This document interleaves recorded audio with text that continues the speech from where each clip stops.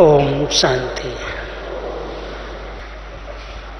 मीठे बाबा ने हम सबका जीवन अलौकिक दर्पण बनाया है। आज बहुत सुंदर विषय पर हम कुछ चर्चा करेंगे। सर्वस्व त्यागी जीवन, जादू का दर्पण।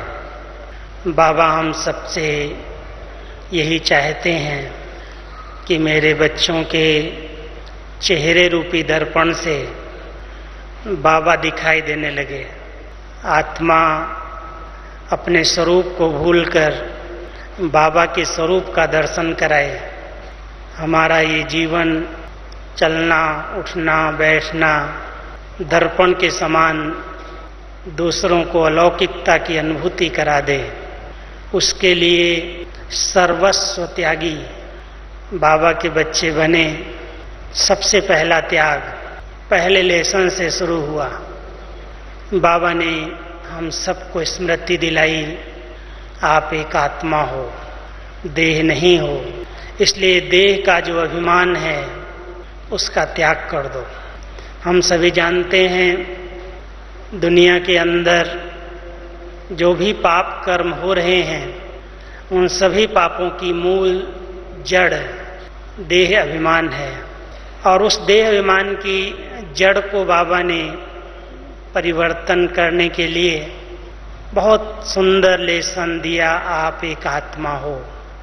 जितना हम सभी आत्म अभिमानी स्थिति में रहते हैं, देही अभिमानी स्थिति में रहते हैं, देह अभिमान छूटता जाता है। और देह अभिमान का त्याग सबसे बड़ा त्याग है। एक शब्द हम सभी सुनते हैं, त्याग से भाग्य बनता है। कई बार हमारे इस ब्राह्मण जीवन में त्याग देख करके लोग ज्ञान से डरने लगते हैं। ब्रह्मा कुमार बनेंगे, ब्रह्मा कुमारी बनेंगे तो ये त्याग करना पड़ेगा। बाहर नहीं खाना है, शादियों में नहीं जाना है, रंगीन ड्रेस नहीं पहननी है, त्याग करना पड़ेगा। जो आज की दुनिया की मौज मनाने वाली जीवन है, जिसमें भले सदा काल का दुख है लेकिन अल्प काल के सुख के पीछे मृग तृष्णा के समान आत्माएं उसके पीछे पीछे दौड़ रही हैं। जब वो त्याग देखती हैं तो कहती हैं इतना त्याग करना पड़ेगा। इसलिए ज्ञान सुनने से, ज्ञान में आने से किनारा करती हैं। बाबा ने हम सबको त्याग की परिभाषा बहुत गहरी सुनाई है। और अगर हम त्याग की परिभाषा को समझ जाते हैं तो हमारा भाग्य हमारे जीवन से दिखाई देने लगता है। केवल त्याग नहीं दिखाना, लेकिन त्याग में भाग्य कितना बड़ा है। अगर मुझ आत्मा ने इस देह अभिमान का त्याग किया, मैं आत्मा अपनी देही अभिमानी स्थिति में रहती हूँ, तो प्रभु मिलन का भाग्य, उसका अनुभव मैं कर सकती हूँ। लेकिन इस मिलन का सुख, इसका भाग्य वही अनुभव कर सकेंगे जो व्यक्त भाव को, व्यक्त भान को छोड़ करके यहाँ बैठेंगे, त्याग करके बैठेंगे। अगर कोई आत्मा इस देह अभिमान के अंदर होगी, व्यक्त भाव में होगी, बाह्यमुखी होगी, तो परमात्मा मिलन के भाग्य का वो अनुभव नहीं करेगी, कर ही नहीं सकेगी। इसलिए सबसे पहला त्याग बाबा ने हम सबको यही सिखाया कि बच्चे इस देह अभिमान का दैहिक दृष्टि, दैहिक वृत्ति, दैहिक कृति, इसका त्याग करो। हम अपने आप से पूछें, प्रश्न करें कि जब से हम बाबा के बने हैं, इस देह अभिमान पर कहाँ तक विजय प्राप्त की है। देह अभिमान पर विजय प्राप्त होना माना एक एक कर्म इंद्रिय पर शासन। जब आत्मा इन कर्म इंद्रियों पर शासन करने लगती है, स्वराज्य अधिकारी बन जाती है, तो उसे विश्व का भाग्य, विश्व का राज्य भाग्य अपने आप प्राप्त हो जाता है। त्याग बहुत छोटा सा है लेकिन भाग्य बहुत बड़ा है। हम सभी अगर कुछ छोड़ करके आए, कुछ त्याग किया, जैसे लौकिक में जब हम लौकिक परिवार के बीच में कभी जाते हैं, जो संबंधी हैं तो कहते हैं आप लोगों ने बहुत बड़ा त्याग किया है। क्या त्याग किया? मैं कभी कभी कहता हूँ मैंने क्या त्याग किया। लौकिक में अगर कुछ था भी, लौकिक में मेरे लौकिक पिता 3 भाई थे और उन तीनों भाइयों की प्रॉपर्टी का एक ही वारिस मैं था, तो लोग समझते कि इसने बहुत बड़ा त्याग किया है। लौकिक प्रॉपर्टी का, लौकिक घर का, लौकिक दुकान, खेती जो भी थी, हम बाबा के बच्चे बने, बाबा के घर में समर्पित हुए, तो लोग समझते हैं कि ये बहुत बड़ा इनका त्याग है। लेकिन अगर देखा जाए तो सचमुच मैंने कुछ त्याग किया है क्या? कुछ छोटा थोड़ा सा स्थान अगर छूटा तो उसके बाद इतना बड़ा बेहद का परिवार, इतना बड़ा घर, इतने भाई और बहनें, इतना विश्व एक हमारा हो गया। इतना बड़ा भाग्य बाबा ने मुझे हाथों में दे दिया, तो इसको हम त्याग कहें? त्याग नहीं है। हम सब अगर कोई बुराइयों को, विकारों को छोड़ते हैं, बाबा हम सबको कहता है तुम बच्चे प्रवृत्ति में रहते हो, तो प्रवृत्ति में जो रचता होता है, बड़ा होता है घर का मुखिया, चाहे माँ बाप, दादा दादी, जो अपने आप को मुखिया समझते हैं, वो अपने परिवार के ऊपर जो रोब रखते हैं, अधिकार रखते हैं, बाबा ने कहा बच्चे इस रोब का त्याग कर दो। बाबा ने किसी पर अधिकार नहीं रखा, किसी को रोब से नहीं चलाया, किसी को जबरदस्ती कुछ कह करके नहीं चलाया, प्यार से, स्नेह से, मीठे बच्चे, प्यारे बच्चे कह करके पाला। तो त्याग हमने क्या किया? रोब का, बुराई का, क्रोध का। लेकिन उसकी एवज में जो भाग्य मिला सब अपने हो गए। अपनेपन का ममत्व, अपनेपन का प्यार बढ़ गया, स्नेह बढ़ गया, सहयोग मिलने लगा। तो अगर हम किसी भी बात के त्याग के ऊपर ध्यान देते हैं कि हमने ये त्याग किया है, तो बाबा कहता बच्चे तुमने त्याग क्या किया, तुम्हारा भाग्य बहुत बड़ा बन गया। इसलिए त्याग की बहुत गहराइयां हैं, सर्वस्व त्याग में। एक बार बाबा ने 7 बार जब बाबा की पधरावनी हुई तो 7 लेसन का त्याग पर केवल कोर्स कराया। अव्यक्त मुरलियां चली हैं और उसमें त्याग की ही सारी परिभाषाएं, त्याग क्या है वास्तव में। लोगों को दुनिया के अंदर जो त्याग आया किया, जिन्होंने, सन्यासियों को कहते हैं इन्होंने त्याग किया, इन्होंने घर छोड़ा, परिवार छोड़ा, समाज छोड़ा, जंगल में चले गए। लेकिन त्याग अगर कुछ किया उन्होंने तो उसके पीछे उनके अंदर वैराग्य की वृत्ति थी। यदि किसी व्यक्ति को अंदर से वैराग्य नहीं आता है तो मैं समझता हूं वो त्याग नहीं कर सकता है। इस ब्राह्मण जीवन में भी अगर कोई भी संस्कार, कोई भी पुराना स्वभाव, कोई भी पुरानी आदतें अभी तक नहीं छूटी हैं, त्याग नहीं हुई हैं, चलती आ रही हैं, तो उसके पीछे यही समझ में आता है कि इस बात से मुझे वैराग्य नहीं आया। और जब तक किसी आत्मा को बेहद का वैराग्य नहीं आएगा, हद के वैराग्य की बात नहीं है। बाबा कई बार कहते हैं इन बच्चों को मसानी, शमशानी वैराग्य आता है थोड़े समय के लिए। जैसे कोई शमशान में जब जलाने के लिए किसी को ले जाते हैं, वहाँ देखते हैं तो उनको आता है कि ऐसी गति होगी, सबकी गति ऐसी होगी, और देख करके थोड़े समय के लिए वैराग्य आता है। और फिर जब आते हैं मार्केट के बीच में तो फिर उसे वही काम, वही खरीदारी करने लगते हैं। तो बाबा कहता है जैसे शमशान के अंदर का वैराग्य है।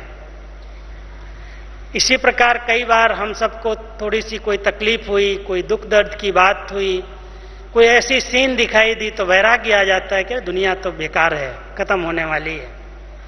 और जब हम फिर से अपने कार्य व्यवहार में लग जाते हैं तो भूल जाता है कि दुनिया बेकार है, असार है संसार, उसमें सार दिखाई देने लगता है। इसलिए त्याग जो हम करते हैं वो स्थायी रूप में नहीं रहता है। हमारी त्याग वृत्ति बन जाए, दिखावे वाला त्याग नहीं कि हमने इन कपड़ों का त्याग कर दिया, इस साधनों का त्याग कर दिया, इन सुविधाओं का त्याग कर दिया। बाबा कहते हैं जितना तुम बच्चे आगे बढ़ोगे, जितनी सेवाएं आगे वृद्धि को प्राप्त होंगी, जितना नामाचार होगा, उतना प्रकृति दासी होगी। साधन सुविधाएं बढ़ेंगी, सब आएंगे, लेकिन वृत्तियां वैराग्य की चाहिए, त्याग की चाहिए। स्वयं प्रति उन साधनों का प्रयोग नहीं करना, उन्हें सेवा में लगा दो। मैंपन और मेरापन उसमें ना आ जाए। मेरी चीज है, मेरा अधिकार है, उस मेरेपन को परिवर्तन करो। अगर कोई चीज है ही नहीं और फिर कहे मैंने त्याग कर दिया, तो उसको त्याग नहीं कहा जाता, है ही नहीं, वो तो मजबूरी की बात हो गई। लेकिन सब चीजें उपलब्ध हों और उन उपलब्धियों के बीच में, सर्व प्राप्तियों के बीच में वृत्तियां हमारी अनासक्त रहें, किसी में भी हमारी आसक्ति न जाए, ममता न जाए, मेरेपन का अधिकार न हम दिखाएं, इस बात को त्याग कहा जाता है। वर्तमान समय ब्राह्मण जीवन में बाबा हम सबको 3 पाठ पढ़ा रहे हैं। पहला है लेसन त्याग का। जितना त्याग है उतनी तपस्या है, और जितनी तपस्या है उतनी सेवा है। अगर कहीं पर भी सेवाओं में सफलता कम दिखाई देती है, तो उसका कारण है त्याग अथवा तपस्या में कमी। जितना जितना हम सब ने मैंपन के अंदर के विचारों को, अंदर की भावनाओं को छोड़ा है, त्याग दिया है, मैं करता हूँ, मैं ज्ञानी तू आत्मा हूँ, मेरा योग बड़ा अच्छा है, मैं प्लानिंग बुद्धि हूँ, मैं इन्वेंटर, मेरी इन्वेंशन से सब हो रहा है। कई बार इस प्रकार की अंदर की भावनाएं अहम को जन्म देती हैं, और जब अहम अंदर से आता है, त्याग वृत्तियां समाप्त हो जाती हैं। इसलिए बाबा ने हम सबको, जैसे ब्रह्मा बाबा के जीवन को हम दर्पण के रूप में अपने सामने देखते हैं, हमारे हर सेवा स्थान पर बाबा का चित्र रखा होता है। पहले लोग कहते थे कि आपने इस दादा को क्यों बिठाया है, लेकिन अभी बाबा के चित्र को देखते ही उनको आकर्षण होती, अपनेपन की, स्नेह की, दृष्टि से शक्ति की अनुभूति करते हैं। बाबा का जीवन ही ऐसा दर्पण बन गया, जो ब्रह्मा बाबा को देख करके अनेकों की जीवन बन गई, साक्षात्कार होने लगे। इसलिए ब्रह्मा बाबा के चित्र से भी हमें प्रेरणाएं मिलती हैं, उनकी पर्सनैलिटी की। कितना त्यागमय जीवन रहा। तो ब्रह्मा बाबा की जीवन कहानी से संबंधित कई बातें त्याग की आप सबने पढ़ी और सुनी होंगी। कैसे बाबा ने अपने नाम का भी त्याग कर दिया। मान और शान अगर ब्रह्मा बाबा को कोई कहता भी था, कोई बड़ाई महिमा में, तो बाबा कहते थे, बच्चे तुम किसको देखते हो, ये क्या करता है, तो बुट्टू है, ये कुछ नहीं करता है। सब कुछ करके अपने आप को छिपा लिया, नाम का भी त्याग कर दिया। बच्चे करते हैं, बच्चे आज समझाते, बाबा से भी अच्छा बच्चे समझाते हैं। अगर बाबा की मुरली में कोई बहुत अच्छी पॉइंट आती और बाबा को कहा जाए, बाबा आपने आज बहुत अच्छी बात सुनाई, बाबा कहते, बच्चे इस बाबा ने नहीं सुनाई, शिव बाबा सुना के गया, शिव बाबा ने सुनाई। तो हम सभी बाबा को देखते हैं, हमारे आगे हमेशा बाबा कहता है, सी फादर फॉलो फादर, किसी भी आत्मा को नहीं देखना। और आत्माओं में भी हम सब देख रहे हैं अपनी दादियों को, इन्होंने कैसे त्याग से भाग्य बनाया है सबका, कैसे स्थापना हुई है यज्ञ की, या ईश्वरीय सेवाएं कैसे वृद्धि को प्राप्त हुई हैं। दादियों के जब मुख से सुनते हैं, कितनी कठिन तपस्या थी वो, जब यज्ञ से बाहर गए हैं, बेगरी पार्ट से सेवाओं के क्षेत्र में एक ड्रेस लेकर के, कुछ भी पैसा नहीं, और स्थान स्थान पर बिना एड्रेस के जब पहुँचे हैं, भारत के अंदर सेवाएं की हैं। यमुना के कंठे पर, गंगा के किनारे बैठ करके चित्र ले करके लोगों को समझाया है, सेवाएं की हैं। उसका फल हम सब खा रहे हैं। वो त्याग था, स्थूल रूप में भी सब साधनों का त्याग था। कहते हैं कि हम अगर एक आने का आलू ले आते थे तो उस आलू में इतना रसा कर देते थे जो 4-5 लोग 2 आलू से खाना खा लेते थे। इतने बेगरी पार्ट में त्याग की वृत्तियां होते, अनासक्त वृत्तियां होते। अगर कुछ मिलता भी था, लोग देते थे तो यज्ञ में भेज दो, बाबा के पास भेज दो। एक बार एक बहुत भोली भोली बहन थी, हमारे सामने भी थी जब मैं आया मधुबन में, तो वो बहन बहुत भावना वाली थी। बाबा ने उसको सेवाओं पर भेजा तो किसी ने तरबूज दिया। कहानी सुनाता हूँ, हंसी की है।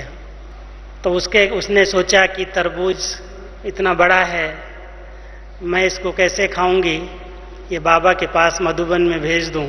अब भेजने का तरीका तो उसको पता नहीं था, पोस्ट में कैसे जाएगा, कैसे इसको करेंगे। तो तरबूजे के ऊपर उसने चाकू से ब्रह्मा कुमारीज माउंट आबू लिख दिया, और ब्रह्मा कुमारीज माउंट आबू लिख करके एक भाई को बोला तुम ट्रेन में इसको रख के आ जाओ। वो ट्रेन में रख दिया ऐसे ही, कोई टिकट नहीं, कोई बुकिंग नहीं कहीं भी, और वो तरबूजा घूमते घूमते माउंट आबू पहुंच गया। उसकी भावनाएं थी, ब्रह्मा कुमारीज माउंट आबू लिखा और बाबा के पास आ गया। बाबा ने समझ लिया उसी बच्ची ने भेजा होगा।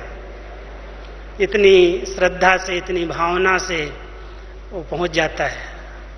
तो त्याग वृत्तियों से यज्ञ की स्थापना हुई, त्याग की भावनाएं थी, और बॉडी कॉन्शियस का तो फुल त्याग बहनों ने किया हुआ था। बड़े बड़े घरों से आई थी, बाबा ने उनसे सब काम स्थूल में करवाए, चाहे बर्तन मंजवाए।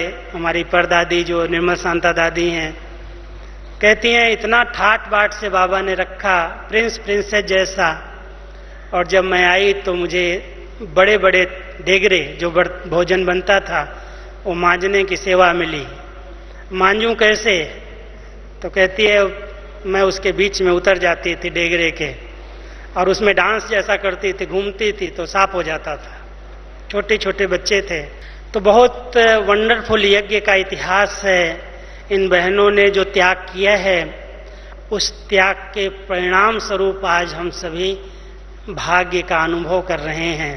यज्ञ यहाँ तक पहुँचा है। लेकिन बाबा अभी हम सबके जीवन को दर्पण बनाना चाहता है कि मेरे बच्चों के जीवन से त्याग दिखाई दे, कि इन्होंने कर्मेंद्रियों को इतना तपाया है, जो इनकी एक एक कर्म इंद्रिय शीतल बन गई है।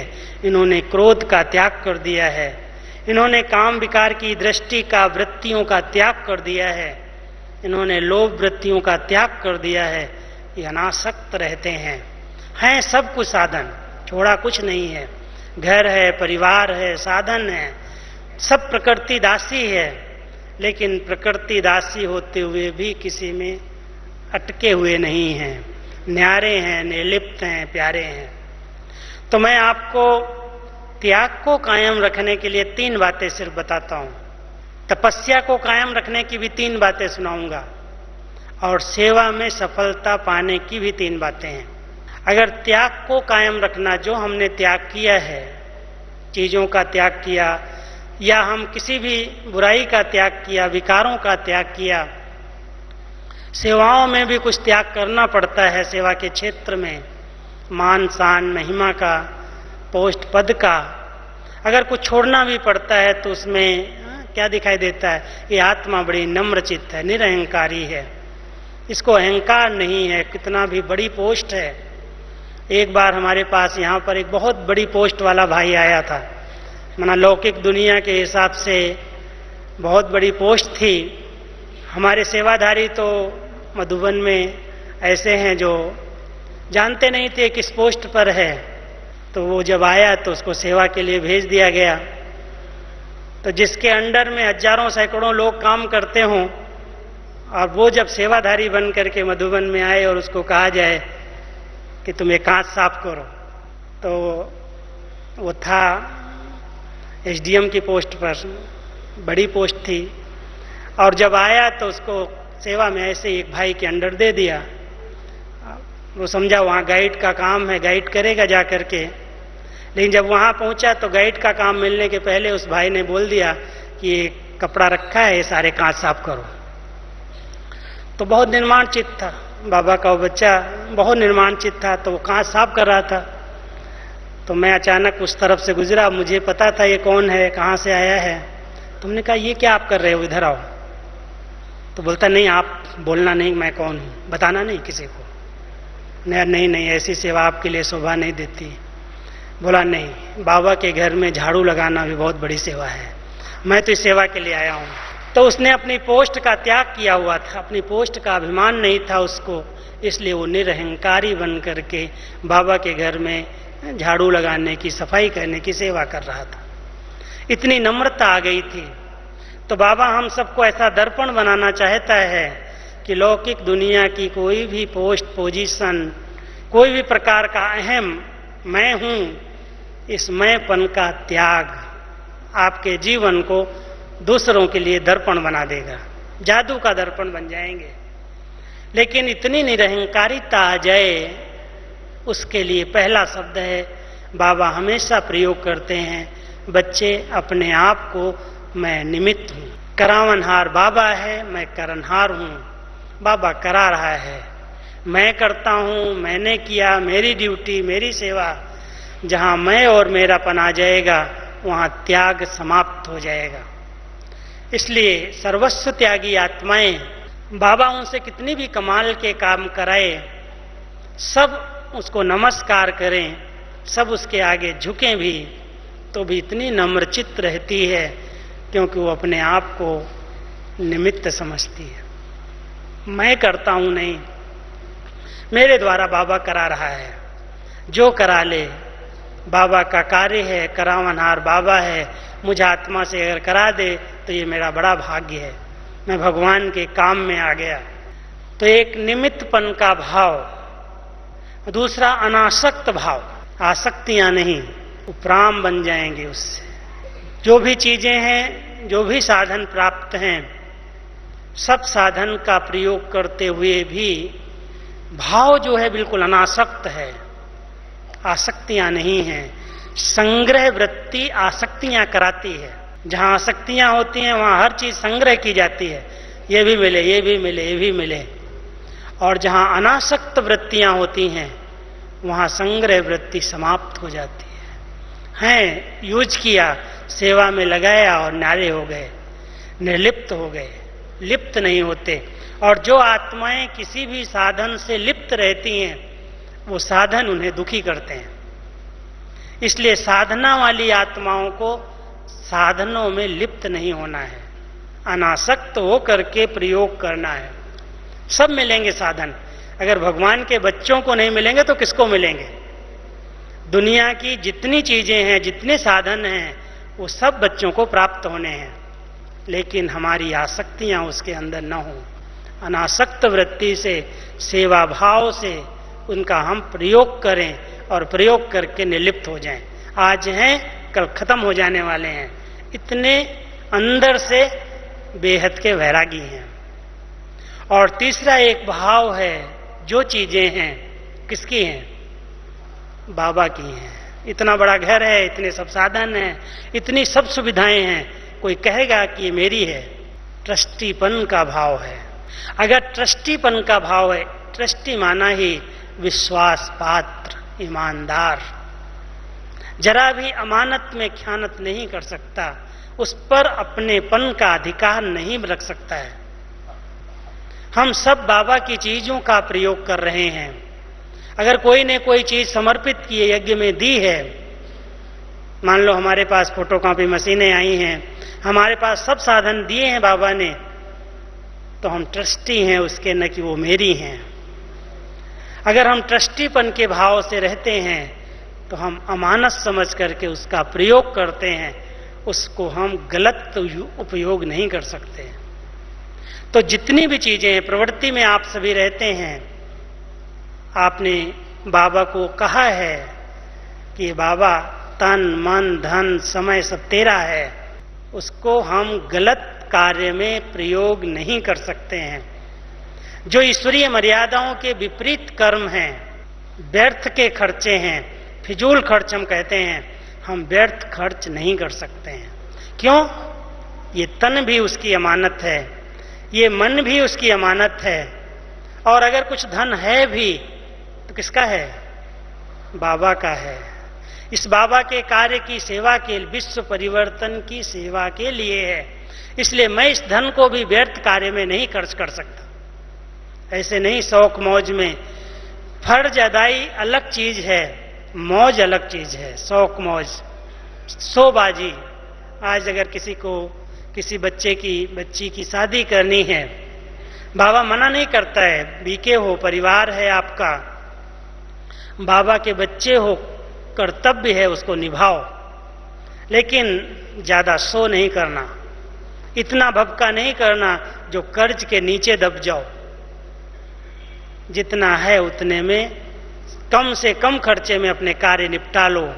श्रीमत के अनुकूल खर्च करो, व्यर्थ खर्चे नहीं करो। तो हम सबको बाबा ने त्याग वृत्ति सिखाई, माना ट्रस्टी बना दिया। कुछ भी मेरा नहीं है, मेरेपन का नशा नहीं है, मेरेपन का अधिकार नहीं है, और मेरा समझ करके मैं उसका प्रयोग गलत कार्य में नहीं कर सकता। तब कहेंगे ये ट्रस्टी है, संपूर्ण ईमानदार है, ये विश्वास पात्र है, भगवान की अमानत को कभी भी व्यर्थ नहीं करता। तो संकल्प भी उसकी अमानत है, इसलिए संकल्प में भी व्यर्थ नहीं कर सकते हैं। ध्यान रखना, ये संकल्प भी इधर उधर न जाएं, उन पर भी पहरा, क्योंकि भगवान की अमानत है, मन उसकी अमानत है, उसने मुझे प्रयोग करने के लिए दिया है। तन भी गलत कार्य में नहीं जा सकता है, केवल ईश्वर कार्य, ईश्वरीय सेवा अर्थ हमें बाबा ने निमित्त बनाया है। कोई भी लौकिक कार्य करते हुए भी ये स्मृति रहे, मैं ईश्वरीय सेवा के लिए हूं।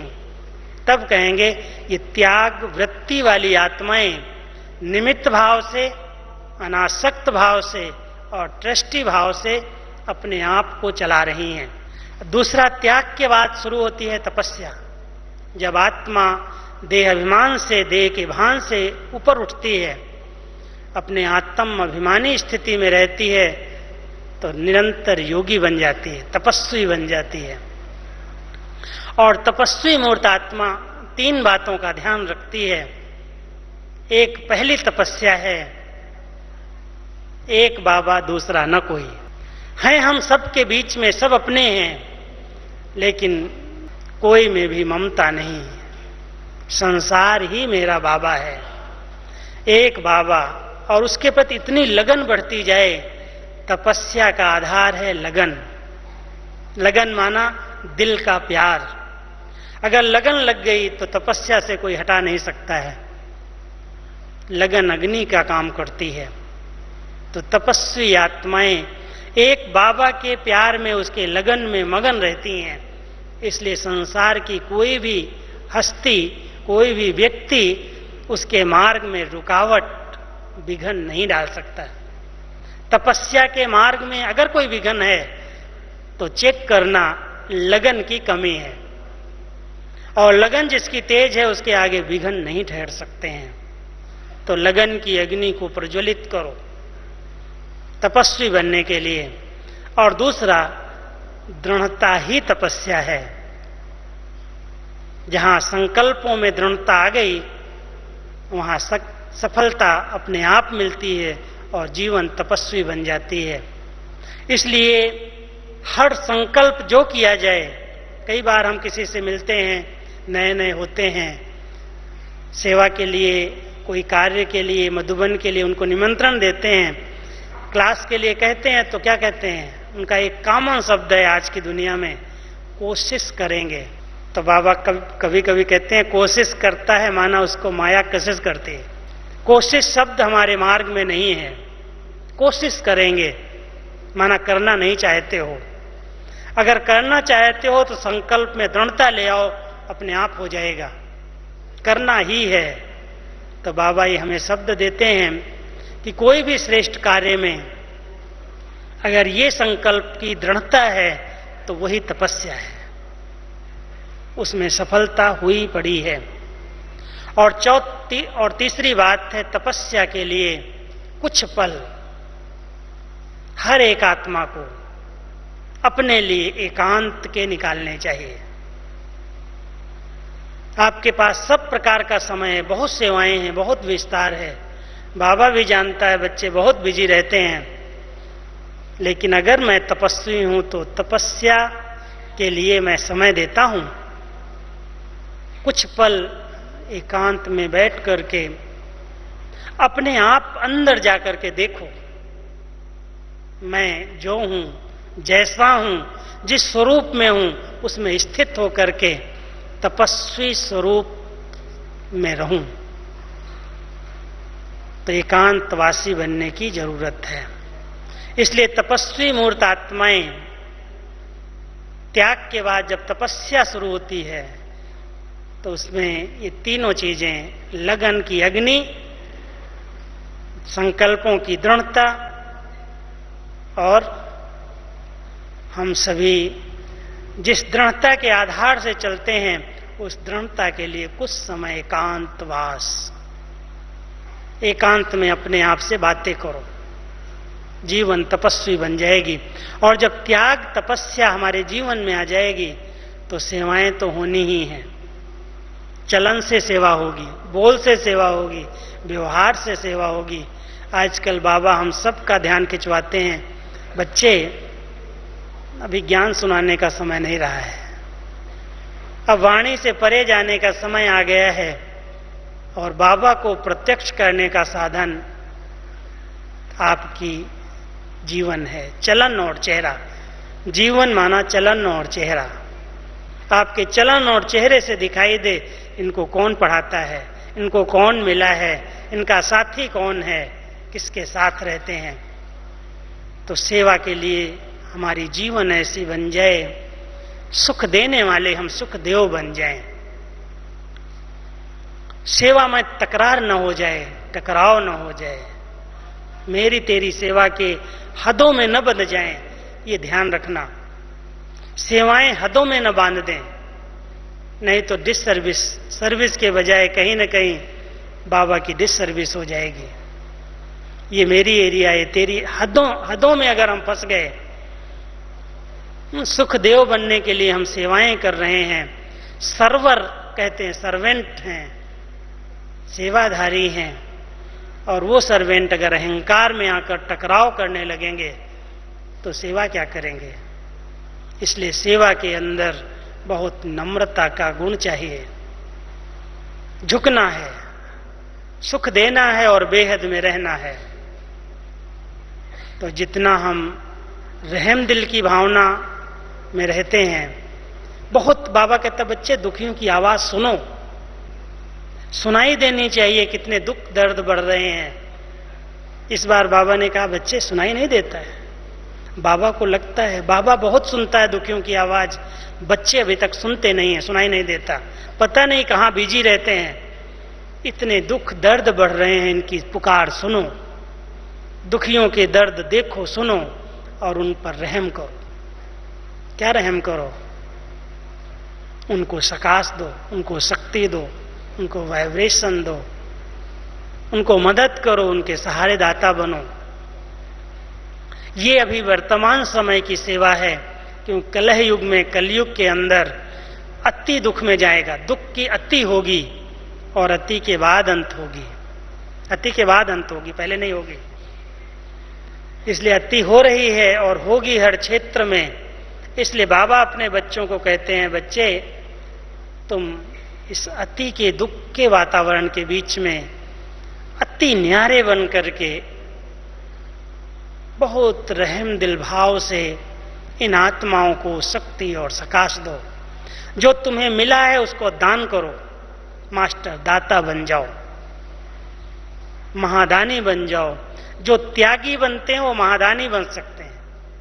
अगर खुद ही यूज कर रहे हैं सब चीजें अपने लिए तो दानी बन करके दान नहीं कर सकते हैं। अगर हम खुद में ही मेहनत कर रहे हैं, खुद के लिए पुरुषार्थ में लगे हुए हैं, खुद ही डिस्टर्ब होकर के दूसरों की सेवाएं ले रहे हैं, प्रश्न पूछ रहे हैं, क्या क्यों कैसे में हमें उलझे हुए हैं, तो हम मास्टर दाता कैसे बन सकेंगे। इसलिए अब समय है उस सेवा का जिस सेवा को बाबा भी देखना चाहता है, जिससे प्रत्यक्षता होगी, जब हमारा जीवन दर्पण बनेगा त्याग, तपस्या और सेवा की मूर्ति बनने से, तो ये जादू का दर्पण जो सामने आएगा उसको साक्षात्कार हो जाएगा। अभी बाबा चाहता है मेरे बच्चों के जीवन से, चेहरे से, चलन से साक्षात्कार हो कि ये क्या है। जैसे शुरू में ब्रह्मा बाबा एक स्थान पर थे और लोगों को घर बैठे श्री कृष्ण के साक्षात्कार होते थे। एक तरफ ब्रह्मा बाबा का फोटो देखते थे, दूसरी तरफ श्री कृष्ण का देखते थे। वो बाबा की त्याग की वृत्तियों का प्रभाव था। किसी में भी अपना ममत्व तो नहीं था, न्यारा था, निर्लिप्त था। अभी बाबा हम सबको उस स्वरूप में लाना चाहते हैं। बच्चे, सब कुछ है, सब साधन, सब सुविधाएं, सब कुछ तुम्हें प्राप्त हुआ है। तुम्हारे जीवन में कोई भी अप्राप्ति नहीं है, लेकिन प्राप्तियों को करामत समझ करके प्रयोग नहीं करना, नहीं तो सतयुग के लिए कमी पड़ जाएगी, भविष्य में कमी पड़ जाएगी। यूज करो, लेकिन ममत्व रख करके, अपना समझ करके नहीं। बाबा ने दिया है, बाबा का है। तो इतना जब हम निर्लिप्त भाव से न्यारे और प्यारे होकर के रहते हैं, सर्वस्व त्यागी बन करके रहते हैं, किसी भी प्रकार की कामनाएं नहीं हैं, जो बाबा करा ले, जो बाबा कहे वो कर लूं, तो सर्वस्व त्यागी जीवन लोगों के लिए स्वतः दर्पण बन जाती है। तो ऐसे दर्पण से बाबा दिखाई देने लगेगा। ओम शांति।